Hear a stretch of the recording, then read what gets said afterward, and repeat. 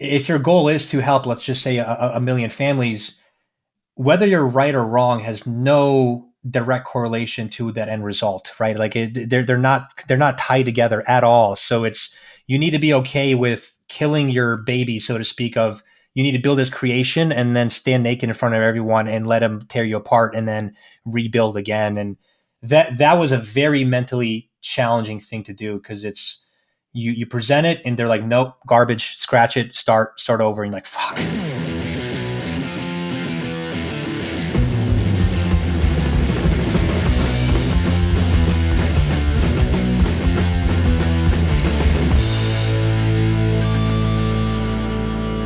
Welcome to Airdrop, the show that'll help you understand what NFTs are, how they work, how to use them, and all that good stuff. I'm Rawian, and I'm here with my delightful friend Phosphorus, and today we're talking to Mel Anic from Theopetra Laps.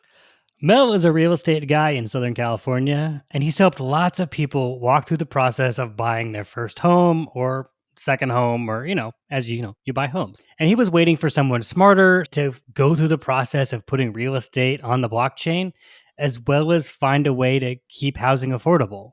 But that person didn't come. Turns out that person was him. In this episode, Mel talks about how traditional real estate funds basically kind of suck. They just buy a building, paint the walls a different color, and raise the rent. So tenants just keep getting ripped off. And how this whole thing is causing a huge socioeconomic divide in the US. And Theopetra is designed around fixing that and solving that problem for normal people like you and me. So in this episode, we're going to dive into 1, how Theopetra is working to put real estate on the blockchain. 2, we're going to talk about Mel's origin story. And then we're going to talk about how you can fast pass the line to get one of these homes, one of these T homes, with a Theopetra NFT. Ooh. So Rawian, in our last episode, we talked a lot about core values and how you need to have your core values defined before you start a project. Right. Well, Mel and Theopetra is one of those projects with a clear North Star on what they want to deliver on. Yeah. And I just really dig that he saw a problem and then he's now on a mission to solve that problem, And hey, if you're seeing a problem out there and you are trying to figure out a way to solve it and you want to figure out your core values like we talked about in the last episode, we have a document in the description that's going to help you walk through every step of finding your core values. So it'll just take a couple minutes to get with your team, sit down, do this little exercise. It's honestly kind of fun. And it's going to save you a bunch of trouble and time and misery later on if you're getting started with a project or a company or whatever. So check that out. 100%. Mel isn't concerned about him or his ego in this process, right? He wants to help as many people as possible. And to do so, you need to have the mechanisms always working right. So, one of his core values is healthy feedback. He's willing to talk to anybody online who knows this better than him, so the product can be better. And because of that, you see him sticking to his guns on trying to make the best product possible. And when I see that in a founder, it's ultimate respect for me. So also, if you want to help us out, the easiest way to do that is, rating and reviewing this podcast, sharing it with a friend. Make sure you go to Twitter and following us at The Airdrop Show. Let us know you're listening. And that'd be great because we want to hear from you. We don't want this to be a one-way conversation. We want this to be a two-way conversation. And that's the easiest way you can do that for us. Well, enough out of us. Let's drop in.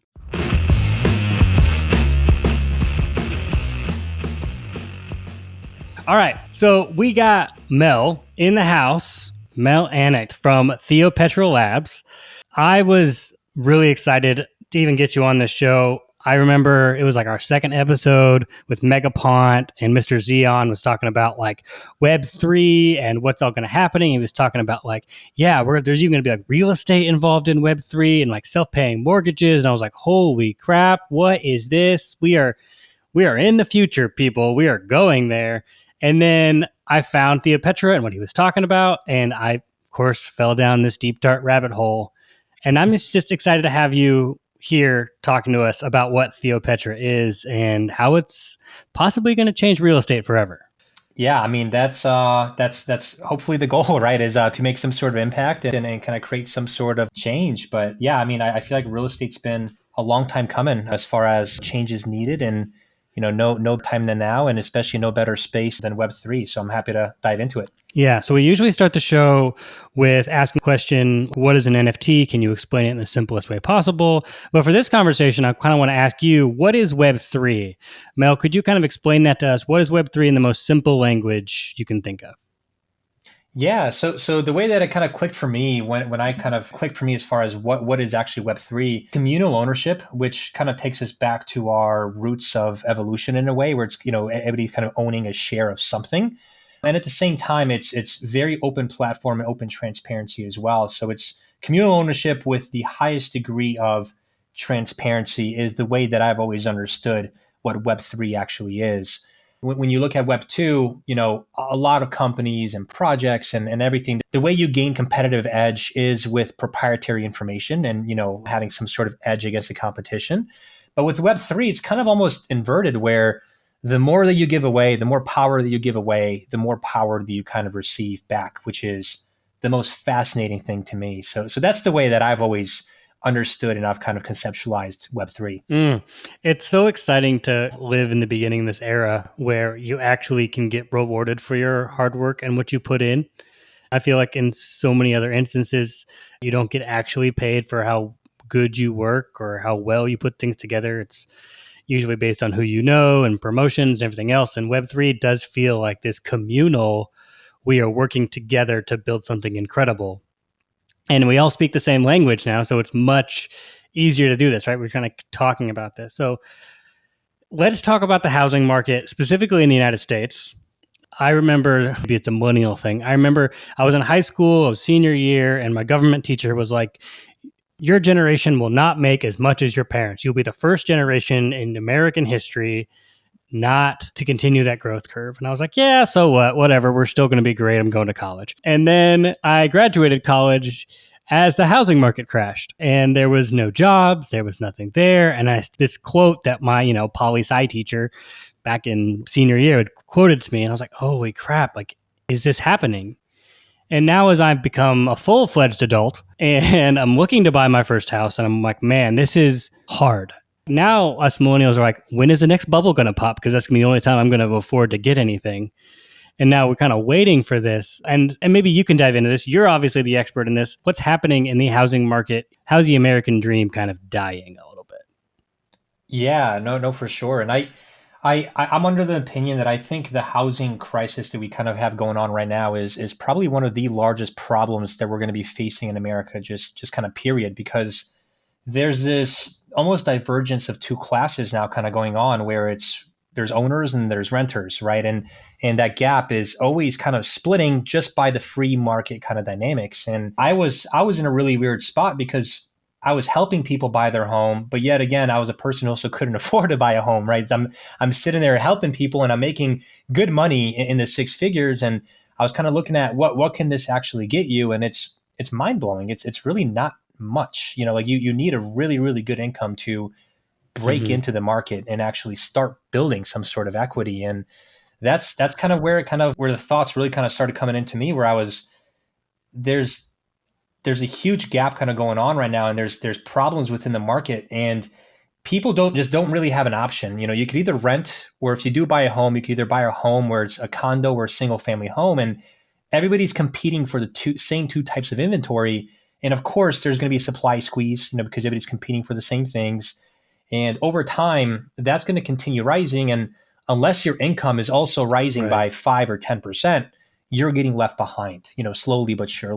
And, a lot of us are under this impression that this bubble has to pop and housing will come down dramatically again. And I really don't think that's going to be the case. If the market even slips 5 or 10%, people are going to just gobble it right up. People are waiting for that for anything. So it's going to be a really interesting dynamic, I think, over the next course of 5 or 10 years on where does housing go and what are people going to do? You're already seeing like a huge flight to the Midwest, but then it's just causing the Midwestern prices. I'm sure all the Midwesterners listening to this, they're like, you damn Californians need to stop moving here, So it's kind of like people are running to where things are cheaper, but ironically now those things are also now starting to bubble and spike. So it's a interesting time now to be in real estate, to say the least, for sure.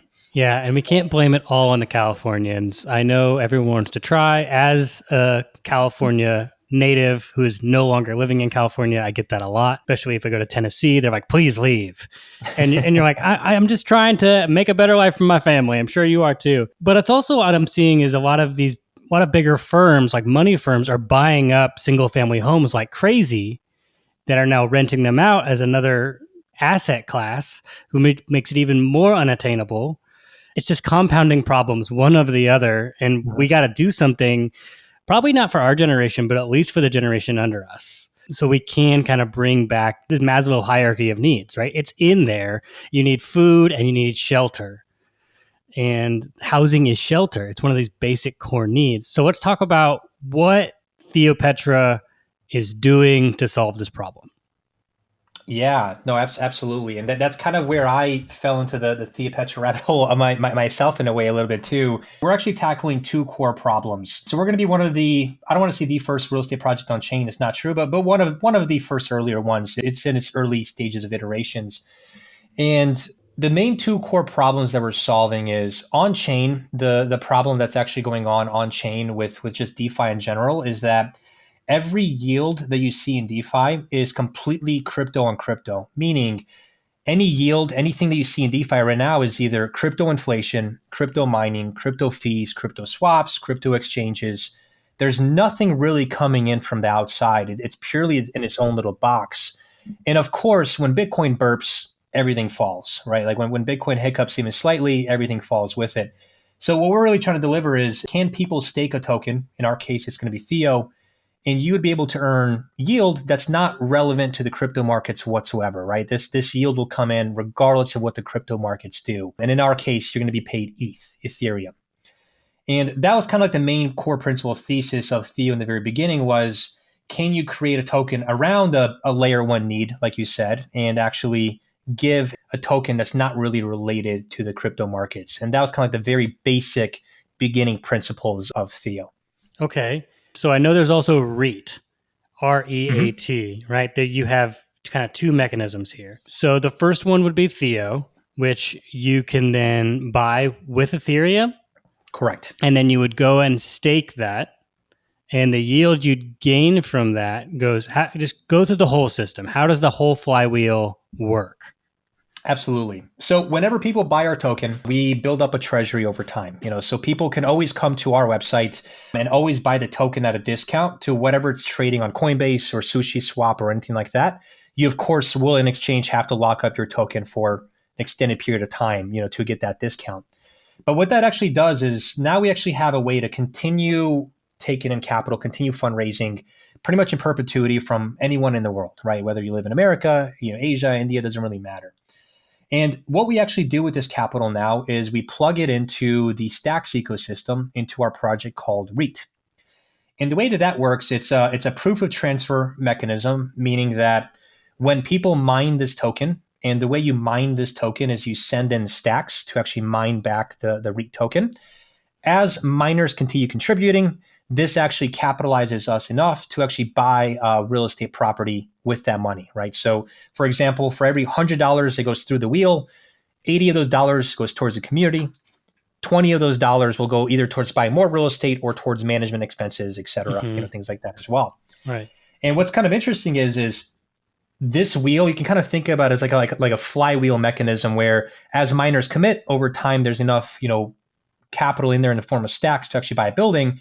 And what we're going to do is we're going to convert that stacks to US dollars, buy a commercial asset, a multifamily building, an apartment building. And now that building actually starts acting as a miner on its own, right? Now that building can actually start mining the REIT token again. And it actually starts kind of like spinning this wheel. You can kind of imagine where it starts kind of spinning. And mathematically over time, a second building will happen. And then a third one will happen faster than the first two. And it's really meant to be kind of sped up over time as more buildings get kind of introduced. And now the final end result that you have is now there's a token that you can actually earn stacks yield from the Stacks chain. And also from the Theo token, you can earn Ethereum yield as well. So it's kind of like a fully scalable mechanism to actually scale real estate on chain as well. So when you buy a building and you'll pick a multifamily building, then the tenants of that building would be then quote unquote paying rent. Mhm. And that money, because you're buying a building outright, you don't have a mortgage to pay. You're just paying utilities. You're just making sure water, power, gas, everything's on. Make sure Mhm. AC works. The roof doesn't leak, right? You make sure those all good. Now, the extra money that goes paying to rent would then continue the flywheel mechanism to help that go back into stacks, which would then go back to a yield, which would then purchase another building, right? Is that how that works? That is completely correct. Yes. Now, if I'm a tenant of this building, do I own that? Do I rent it? Am I renting to a point until I own? How does that kind of work? Yeah, absolutely. So from the tenant's point of view, it actually nothing changes for them whatsoever. They just pay their rent in the form of US dollars. And the beauty of this mechanism is that we don't really have to increase rents as aggressively as a standard landlord because of the mining activity actually going on. Mm-hmm. So we're actually getting pretty capitalized without really having to increase rents all that aggressively. So what the tenant is going to notice is that their rents will not go up more than 1% a year. We will be filing as a nonprofit. And now it's actually like a actual solution that the government can't do, but also traditional nonprofits can't do as well. It's purely solved from people just wanting to mine the token, and it completely capitalizes the affordable. So it's essentially scalable affordable housing. Yeah, I feel that even now, the place I'm living now was a good $300 cheaper 3 years ago. And I don't know what it's going to be in the next 3 years. You know, everything keeps going up to the point where, like, I'm going to have to be making much, much, much more money just to stay where I am. But that's not how, regular jobs work. You get locked in for a certain amount of time, and you can kind of get outpriced, which we're seeing now everywhere. So how did you end up solving this problem? Why you? What? How did you get here? Yeah, I've always been absolutely obsessed with just business in general, and I've been absolutely obsessed with the real estate industry. And when I got to a point in my career where I was kind of looking at a lot of my friends starting a real estate fund and kind of going the traditional route, I got a peek behind the curtains, and to me it just didn't seem morally correct, on that end. And also it just seemed like it was a very outdated model. It just felt like you were swimming against the tide of what's actually going on behind Web3. And I've always kind of waited around. I thought somebody else was going to build a real estate project. And in my eyes, it needs to solve a real world problem and put real estate on, like real estate revenues on chain instead of just one or the other. And to me, it just seemed like a very elegant solution. But yeah, I mean, I just kind of waited around. Nobody was really doing anything. So I said, why not? I'll give it a shot in a way that I envisioned in my mind that it would look like eventually, So purely a passion project. And yeah, that's kind of where we're at today. So Before all of this, you were doing real estate.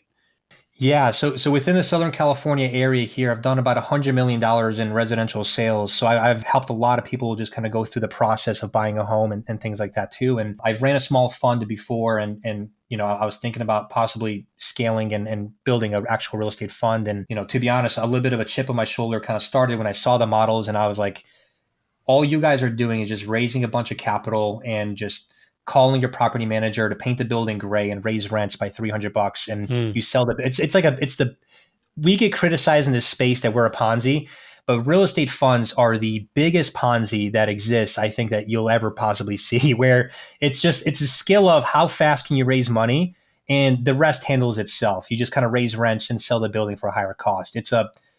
If people truly saw how much work went into it, I think real estate funds would get regulated a lot more heavily, from there too. So you specifically want to start in Southern California. Yes. Is there a reason why SoCal is near to dear in your heart? What's going on there? Yeah, so not only are we scaling the affordable housing model, what we're actually going to give our community the ability to do is to actually buy your apartment unit for as low as a 2% down payment as well. So you can actually own your apartment unit as a starter home for 2% down. So it's not just operating as like an affordable housing model. Now, I think we're the first ones on market that you can actually buy your apartment for a 2% down payment. And instead of the landlord gaining the equity upside, the families inside would be able to gain the equity. So the reason we're starting off in Southern California first is the cost of an apartment is dramatically lower than a condo. even though they're ironically the same thing, right? The lifestyle wise, even if they're the same material, same size, it's just a matter of definition by the government and who's gaining the upside. So we're going to be buying in areas where, the apartment is going to be $50,000 to $200,000 less than a standard condo in the area. And we'll just start giving people the ability to actually own that as their standard kind of first starter home from there. So that's why Southern California first. Yeah. When I lived in Southern California for a little bit, I lived in a converted garage shed in the back. And that was just where I lived. So yeah, there's definitely a need for more housing, especially in areas, highly metropolitan areas. So, and I know you giving ownership, at least with 2% down, is huge, because when you own something versus you renting something, your mindset changes. And now there's a whole social class that is missing out on the gains of real estate that you're going to give people access to. So for an individual or a family that's now owning, say, their apartment, they'll be able to sell that at any point in time to move out, and then you then have that spot that you fill. Yeah. So the way it's going to work is anytime you want to sell, you would just go through the standard market process of getting an agent, putting it on the MLS. So it just goes through, Zillow and Redfin. We don't have to build that out on our end or anything like that. We just kind of plug into the system that already exists, and nothing really changes from the consumer point of view. The main thing that they're trading off and that they're not getting is a standard traditional government deed. They're able to get the financial upside. They're able to buy it for 2% down. The only thing you're not getting is a standard piece of paper by the government saying you own this property, right? It'll say it in our contract. We could give you an NFT. There's other ways we can convey it, but you're not going to get that paper from the government. And I think that'll be the interesting thing that we're going to test and see if that's if that's what people care about. So it'll be interesting. Yeah. Okay. So on NFT marketplaces like Byzantium or Gamma, I see the Theopetra NFTs being traded, right? I've seen kings, I've seen rooks, I've seen pawns. What are those? Yeah, so those are you can think of those as like a fast pass. When you go to Disneyland, you have like a Disneyland fast pass. And the way those are going to work is when we release T homes, we're shooting for Q4 that you can actually buy these units. You can actually get it front of the line access to one of these units. And additionally, we'll also give you a rebate per month. Like, because you're an early customer, we'll give you like a monthly rebate of anywhere between $200 and $600 a month from the stacking yield going on from proof of transfer, right? Because of those stacking. So you're actually now start earning a rebate. So what you're actually going to get is access to the homeownership product and also a monthly rebate as like a thank you for being an early customer as well. So these are specific. If you live in Southern California and this is something you'd want to have to get in early on this process. Yes. Yeah. So our initial market right now is going to be Southern California. We plan on expanding to Florida next, and then it would be, Vegas and then Phoenix and kind of going from there. Move your way down the Sun Belt.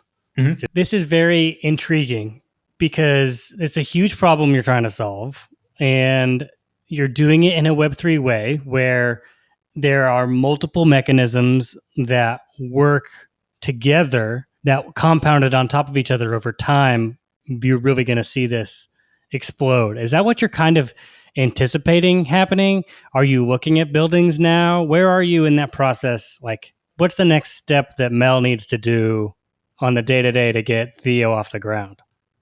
Yeah, so we're attacking it from multiple approaches. Obviously, we are identifying a building. That'll depend on whatever whitelist proceeds that we receive. Our whitelist will be in about a month or two, and we're also raising money from the traditional capital sense as well that has no token associated whatsoever. We're actually going, purely TradFi as well to also scale T Homes model with that way as well. So we'll be scaling with Web3, but also the TradFi markets pretty heavily too. So that's what's been consuming my time day to day is just knocking on doors to firms saying, hey, do you want to hold T Homes as a debt product? Do you want to buy this debt from these families? Because you need a bank to essentially hold this debt. So our first milestone is we're shooting for is $100 million in T Homes kind of sold and placed and families living inside. Help me here. What is T Homes? So T homes is just what we're calling the ability to buy your apartment. So when you buy your apartment, we're just calling that a T home. It's like that. Got it. That's just the term that we're calling it, because it's not a condo. It's not a single family home. So we're like, let's call it something different. The Theopetra T home. So Theopetra, the name. Correct me if I'm wrong here. It's Greek term. Can you give me the origin story? Why you picked Theopetra?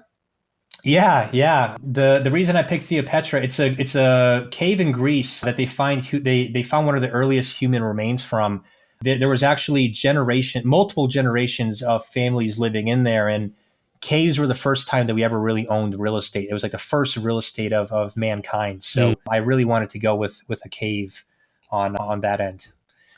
Yeah, I love the idea of bringing it back to basics and hitting with the basic human needs again. Plus, it sounds really cool. The ancient Greece names are you definitely can't miss. Yeah. As I call myself Phosphorus, which is also a Greek god. So it's kind of funny how that. Yeah, it just sounds cool. Sounds smart. Absolutely. Wow. Okay, so you have Theocoin, which you can buy with Ethereum. You lock that up for a longer amount of time. Mhm. The yield on that goes to you, and it goes to funding. What else? Yeah, so when you lock up Theo, you as let's just say you're a token holder, Yeah. you will receive Ethereum and also a Theo yield. When you buy the Theo token directly from us, we just use that money and actually go out and buy real estate with it from there. That whatever you give us, we're taking that and buying real estate with it. Right. Okay. And then with that extra money, with Theo and the yield, you buy homes in that. Where does REIT come into this again? I'm just trying to put all the Yeah. pieces together. Yeah, so whatever money we gain from the sales of Theo, that goes actually towards mining a REIT. So we convert whatever Ethereum we have or whatever USDC we have, we convert that to stacks. We start mining into REIT pretty consistently. Over enough time, REIT wallet will have enough capital in it to actually buy buildings with that from there.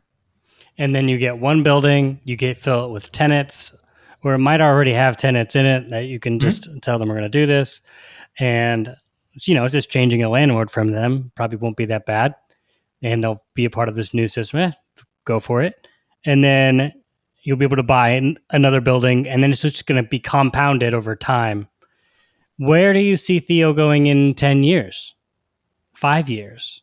Yeah, I really foresee T homes, specifically just the T homes model, becoming like a leader in what we call alternative housing. That's of course our kind of internal goal. We really want to be like the leader of giving people ownership in this alternative model.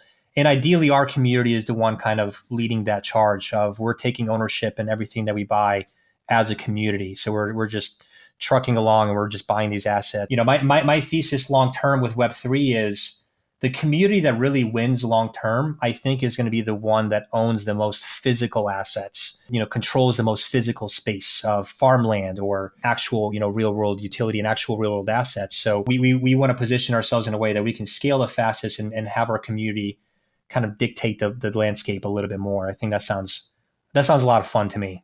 Yeah, it's funny when you talk about like NFTs or Web3, it's always like, yeah, you're putting like artificial scarcity. And you're like, no. We want the real scarcity. We have one Earth with limited amount of space on it. Whoever actually makes a difference there will actually have the most impact on the most people.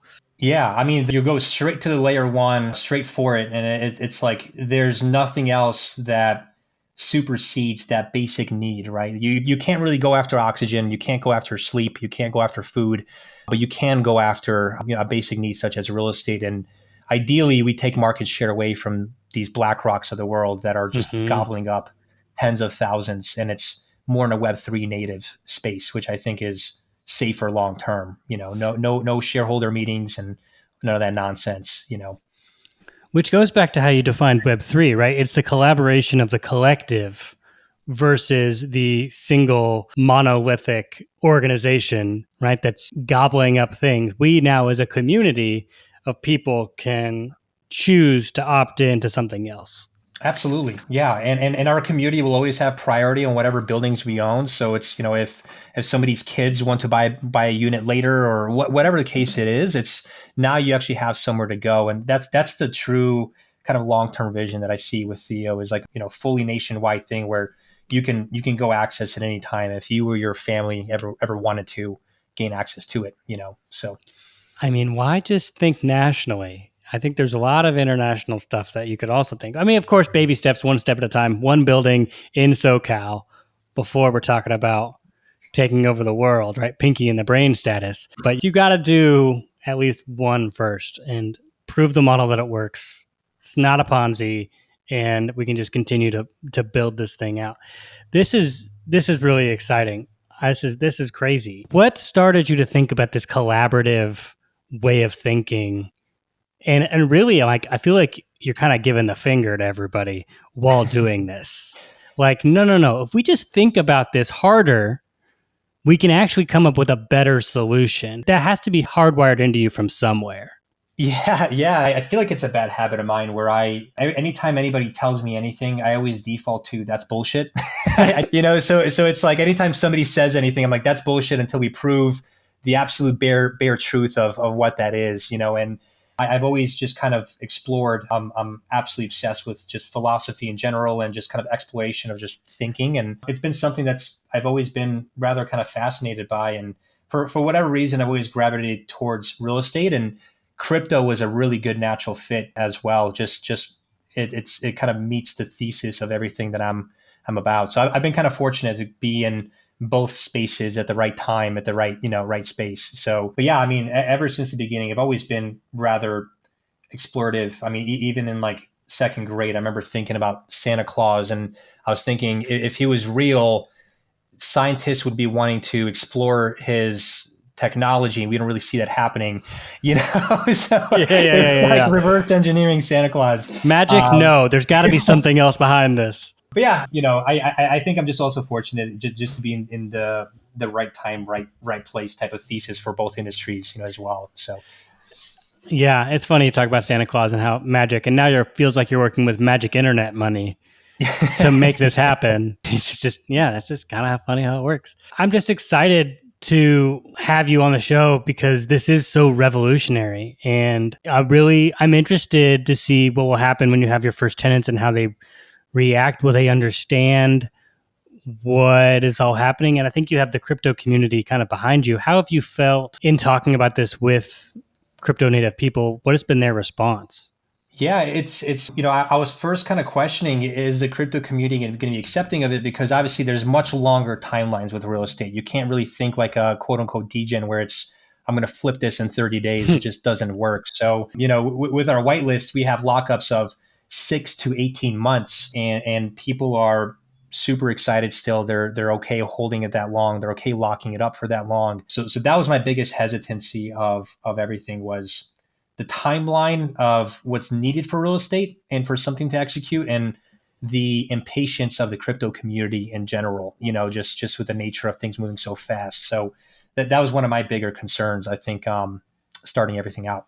I think a lot of the crypto community kind of lives in this game theory world, right? They're all kind of just playing a game. How have you worked that game theory model into the Theopetra mechanism? Yeah, so I'm also really obsessed with game theory as well. And we actually incorporated in a competition element into the Theo token, and not to really confuse anyone, but the only way we're going to distribute ETH to people, long term, I see DAOs in the future, real estate allocation, something like Theo potentially. And down the line, I kind of see it acting the way of 4 times a year, once a quarter, we're going to go in, and it's going to be on a pre-designated time. Let's just say it's April 23rd, 9 p.m. Pacific. And you will only get an Ethereum airdrop if you're in the top 4,000. And this kind of creates an interesting dynamic where the guys or the people that are in, let's say spots between 3,500 and 4,000, they're now incentivized to accumulate to make sure they don't get kicked out last minute from the airdrop, right? And the people right behind them are now incentivized to break into the 4,000 and accumulate last minute to get their ETH rewards. So there's this kind of like a PvP element in Theo that we incorporated in that'll be fun to kind of watch as well over time. Which is fun because now more people are buying and they're incentivized to you need to make sure you get that one more before somebody else does. Mm-hmm. And they'll be competing to get to the top so they can make sure they can get the airdrop. Yeah, and it's a significant amount of ETH too, because we're only doing 4 years. So if you miss out, I mean, you missed out on 1/4 of your Ethereum yield that year, right? So you're probably watching it up until the last minute of that clock to make sure nobody snipes you last second of, just buying a bunch last minute and locking it up. So we don't know how that's going to operate in the real world, but it seems fun and exciting more than just HODL coins. Right. One of the big things I've appreciated about watching you work on the internet is your openness to talk just about this online. How you're talking about the mechanisms, and obviously there are much smarter people talking to you about this. Like, how did you first start this? Did you start talking to one person? You didn't just do a big thing to open the Discord. I know I had to sneak my way in where it was like, there's one day open. Make sure you do this. Oh, snap. I'm going to make sure I do this. It's that game theory. It worked for me. How did you get this ball rolling? Yeah, so in the very beginning, to be honest, I was doing just very limited rounds just because I wanted to make sure that I wasn't full of shit and that I wanted people to call me out. So it's like, I'm going to let people in slowly to call me out on my nonsense if I'm doing anything wrong. And it's that bullshit thing in your head. So I wanted to make sure that I wasn't missing anything. And funny enough, it actually ended up being a really fun marketing campaign as we were kind of gearing up. So we just continued it, moving forward. But yeah, initially it was just, I wanted to do calls with people and just ask for feedback of where are the flaws, in this, and where could we potentially kind of expose things. And it was super helpful actually as well. Right. Because if this is going to work, we're going to need to make sure we have all the smartest people on board to make sure this works, which is that whole Web3 thing with the collaboration over competition. How can we bring people in to make sure this project works and you have all the right tokenomics, and that stuff's over my head. So I see you talking to people on the Discord and it's like, wow, somebody's like, what's he talking about? Like, I have no idea, but I'm sure it's really smart. So yeah. And I love how you started small, built relationships, and were really forward about show me where I'm wrong, because I don't care if I'm wrong. I just want to make sure this works, because if it really does work the way I think it does, or which I think it should, we're going to help millions of families around the United States. And I think I heard Peter Diamandis says, if you want to have a $1 billion company, you have to help 1 billion people. And what I'm looking at here with Theopetra has that capability. Yeah, I definitely agree with you in the sense of you need to really keep an open mind in a way, because if your goal is to help, let's just say a million families, whether you're right or wrong has no direct correlation to that end result, right? They're not tied together at all. So you need to be okay with killing your baby, so to speak, of you need to build this creation and then stand naked in front of everyone and let them tear you apart and then rebuild again. And that was a very mentally challenging thing to do, because it's you present it and they're like, nope, garbage, scratch it, start over, and you're like, fuck, Yeah. so, and you get so tied into it. But no, I agree. It's if you want to help, if you want to create value, there needs to be actual service and value being delivered to society. And I think that's something that crypto's missing a bit, in a way where there's a lot of fun activities going on right now, but I would love to see a lot more value being generated in this ecosystem too, where it's not just, let's just stake this token to earn more tokens just for the sake of earning more tokens. Whether it's how do we help more people, more families? How do we streamline financials to Africa? How do we actually solve real large problems, and I'm sure the space will evolve to that point over time. And it's already doing a phenomenal job, but I think the community will start looking for more things like that, instead of, here's another exchange, here's another bridge, and things like that. It's going to be more real world activities. So you're using REIT works on stacks for the stacking mechanism to make the yield, like the proof of transfer, right? I'm still working on this stuff. Yeah. The proof of transfer makes this all work. Now you're using, if Theo works on Ethereum, is there a reason why you chose Ethereum for this? Yeah, so to really tackle real estate, you need a liquidity from Ethereum, and you also need the proof of transfer from stacks. So we wanted to marry those two together because of that. Right, because you're not going to choose Bitcoin because no one wants to give you any of their Bitcoin. They're trying to put it in their vault somewhere. It's their gold. But with Ethereum, people are much more willing to use it as I don't know, currency. I know that's what Bitcoin wants to be and is really good at, but people kind of use it like gold. They want to like stockpile it up for the future. Whereas with Ethereum, here we'll trade things back and forth. Yeah, and with REIT too, we're doing no insider allocation. There's no VCs, no core team. Nobody's getting any supply. It's 100% free mine. You go in, you start mining. All we really did with Theo is we built a really big ass miner. You could think about it that way. Yeah. So Theo is just a really big ass miner. We're taking capital from Ethereum and deploying it in. But REIT, anybody in the world can access REIT at the same opportunity cost that we can access it with Theo. We don't have any insider kind of advantage over anybody else. That's kind of like a core thing as well. So we just built a really big miner with Theo. You can kind of think about it that way. Okay. Yeah.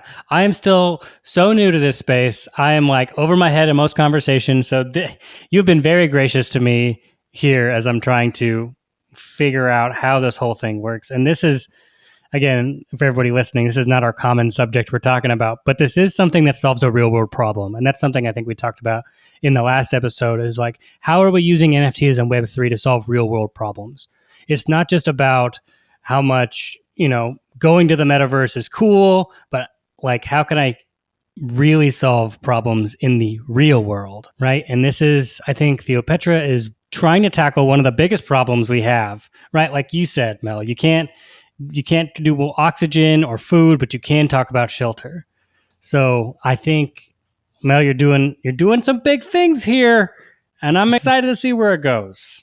I'm super pumped as well, and I think it'll be a interesting year or two. Kind of watch this experiment, and what I tell everyone too is win or lose. I think it helps out the space. If we lose, the next real estate project, we'll see what we did wrong. We can pass on the torch, improve it here, and move forward. Right. So it's right. Ideally, it's a win-win scenario for the entire ecosystem, regardless, from there too. So, and Mel, you're letting your ego wide open. Of course, you've got a healthy amount of ego to even try this, but you're allowing the people to call bullshit on you, and you're like, please tell me where I'm wrong. And I think that's going to serve you really, really well. And I don't know, I look up to you because of that. So I just want to say thank you. If people are looking to get in, how do they find out more information? I know you're going on a Twitter detox, which should be great. I kind of want to do the same thing to just build. But where can people find out more information? How can they get involved? Where, if you're in Southern California, where should they go buy the NFTs?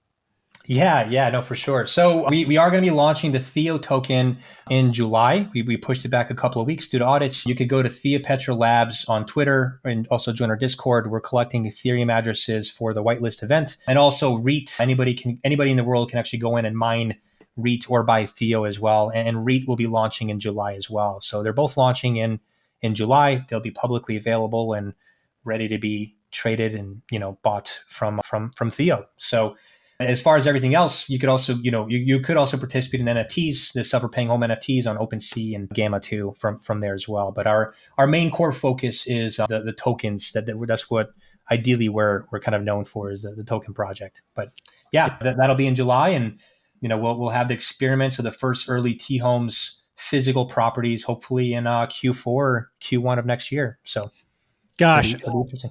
I'm excited. When that happens, we got to get you back on because we got to talk through the whole process. So maybe it's got to develop a little bit more so we have more to talk about. But Mel, thank you for coming on the show, and I'll catch you on the internet. Much appreciated. Thanks for having me. Looking forward to the next one.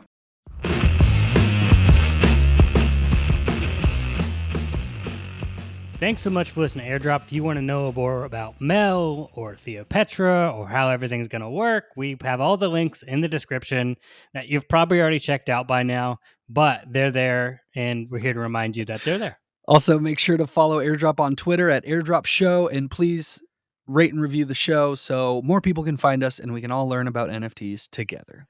And remember, if more people valued home above gold, this world would be a merrier place. Thorin Oakenshield. Oh, Thorin. I feel like you. Yeah. Those were kind of sad. Those were his dying words. Hey,